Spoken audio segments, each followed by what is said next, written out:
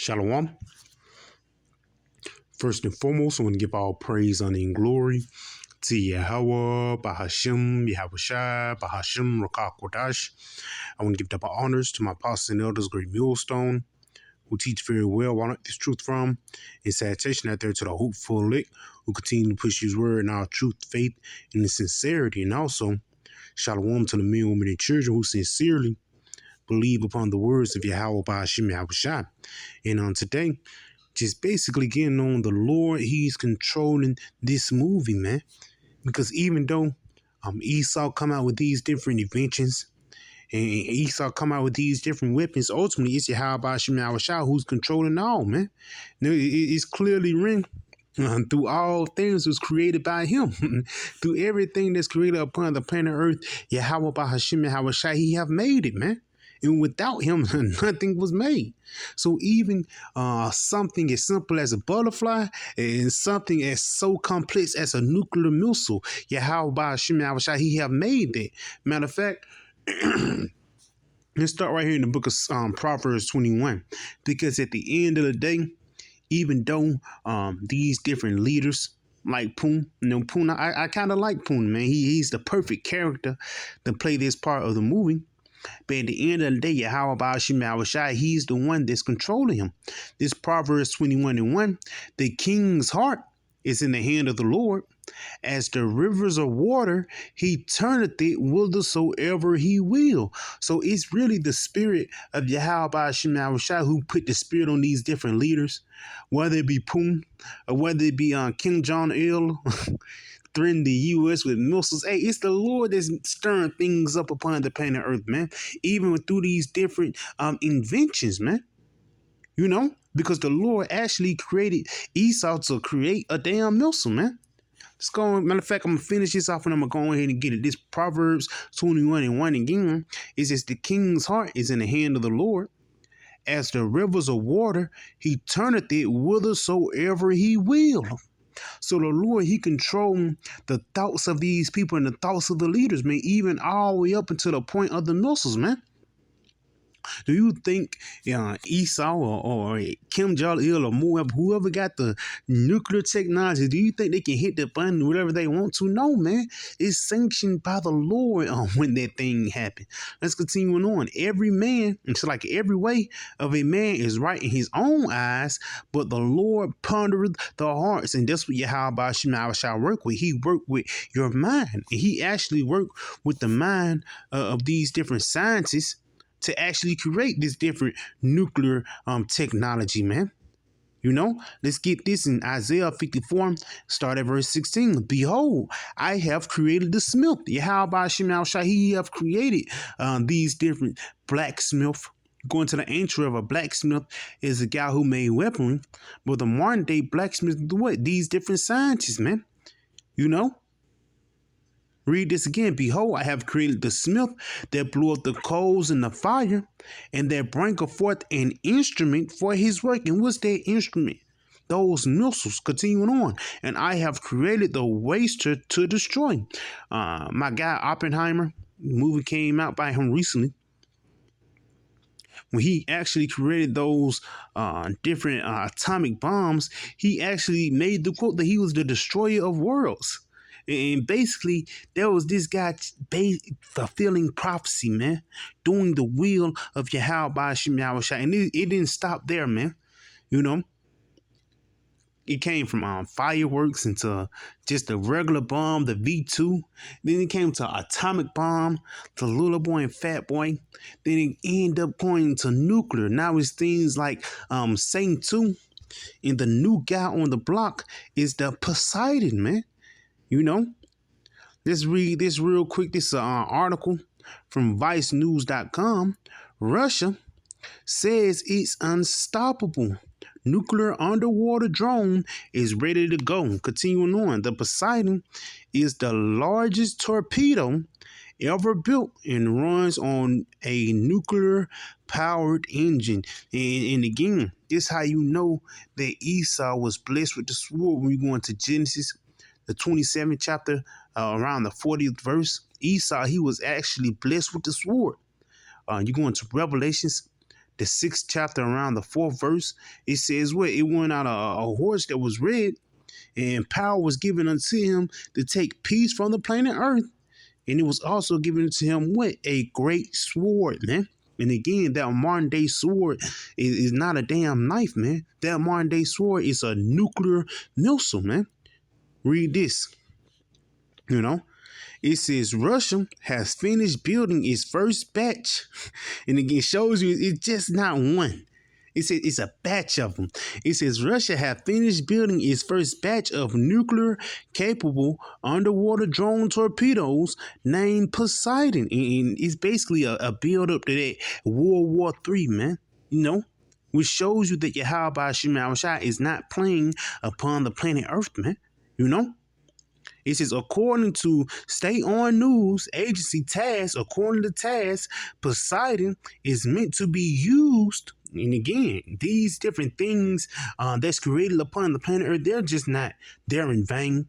These different military weapons, these different drones, exoskeleton suits, robots, sentinels, whatever you want to call them, robot dogs, they're just not meant just to be put on Instagram. No, they're actually meant to be used. It says Poseidon is meant to be used in Russia's new nuclear-powered Belgorod submarine, built as an unstoppable super torpedo by both Putin and some Western news outlets. The Poseidon is another unknown and unproven Russian weapon, and they already got these hypersonic missiles. You know, now they got missiles that come from torpedoes, man. And you don't think that the Lord is finna get ready to stir things up? These different news outlet and these different things that come out on a daily, it's just not for GP. Like it says, it's meant to be used, man. Which shows you that the vibration upon the planet Earth is what? War. Let's go ahead and go to Matthew 24 real quick, man, because this is a part of the prophecies of the coming of our Lord. You know, it's Matthew 24. Matthew 24, and I'm gonna start at verse 6. Matthew 24 and verse 6, it says, and ye shall hear of wars and rumors of wars. Why is Russia putting out this news if they're not actually sticking up, for lack of better words, or beefing up their military to actually get down?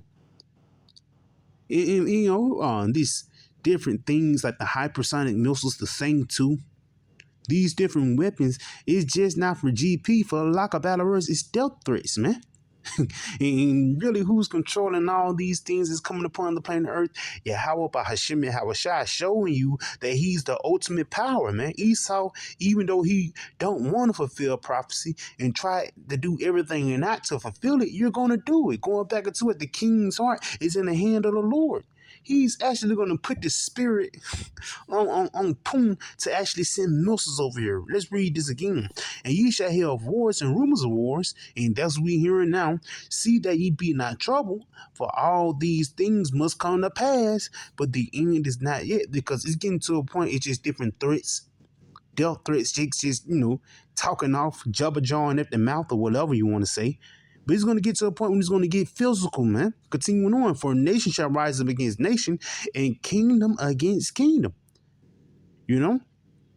And there's a lot of kingdoms upon the planet Earth that have their nuclear technology now. Why? Because the spirit of the Lord is stirring things up. Continuing on, and there shall be famines and pestilence and earthquakes in diverse places. So again, we're coming up into the build-up of World War III, which is biblically spoken of, man. You know, Revelations 11, jumping down to verse 14, the second war is past. What's that second war? World War II, continuing on. And behold, the third woe cometh quickly. And that's the World War III, man. And like your guy, Albert Einstein, made a famous quote, World War One, World War III is going to, it's like when World War III get fought, World War IV is going to be fought with sticks and stones, man, which shows you that this is going to be the wars, the end all wars, because after this, bullshit, this bullshit ass kingdom that we're living in is going to be a kingdom of righteousness, man. It's going to be a kingdom where it's not going to be war anymore. No need of it, man. The only reason why it's war now because Esau is in power, man. Again, going back into Revelations 6 and verse 4, power was given unto him to take peace from the planet Earth, man. What's the opposite of peace? War, man. You know? And it's just not Russian and America, even places, slept on places like India. These guys have nuclear technology, man. Even during the mid 2000s, the Middle East, the weapons of mass destruction. Hey, that's not just for GP, man. This is all the story of Yahweh Hashem Yahushua. And how is that story going to end? That story is going to end with the Lord sending missiles upon this Western wicked society, man. And rightfully deserved, because these people over here in the West have terrorized the whole planet Earth in wickedness, man. Just go over there in the Middle East and ask about the so-called white man. I actually know a guy. He said he was in the military. He served a couple times. He got discharged or whatever. But he got to a point, I was speaking to him. He said he got to a point when he was over there. He said they was basically treating them like they're niggas, man. And why do the whole planet Earth treat Esau like niggas? Even when you go into certain areas like Thailand, guys like BG, they banned this guy from India. Why they doing this guy like this? Because he is the wicked that the Bible speaks of, man. These different nations are realizing that what Esau is the devil, man. Go ahead and jump down to verse 18. And the nations were angry. Right there. These different nations, again, Ishmael, Elam, Moab, and even Esau. He angry at himself because he realized who the devil. He realized that he the devil, man.